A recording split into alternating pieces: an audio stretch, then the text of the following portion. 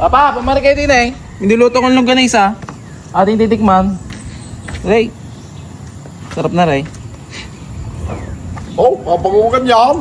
Oo, Ray. Masarap yan. Ang ganda ng lutaw.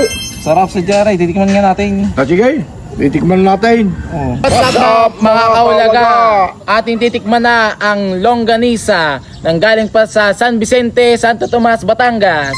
Big shoutout nga po pala sa nagpadala ng longganisang ito, kay Francis Teo Lopez. Kaulaga, kakain na tayo. Sige, tikman natin ang ating napakasarap na langgonisa.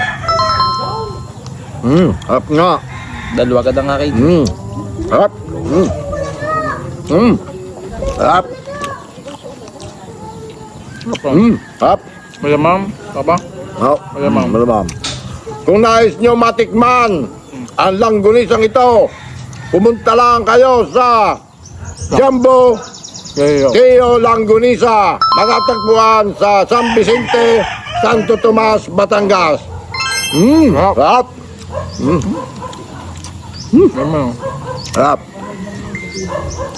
At saka pala, maraming salamat sa nagpadala ng langgonisa. Yes. Anong pangalan? Francis Teo Lopez.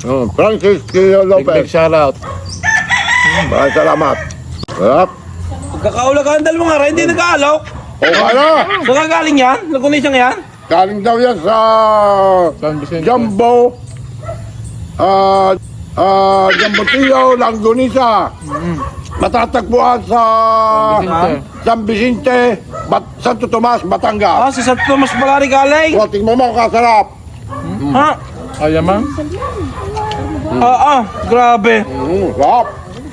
Sakto lang yung tamis, saka yung alat niya, tsaka kalaman. Malamam. Sarap. Daming garlic. Sarap. Malamang. Sarap.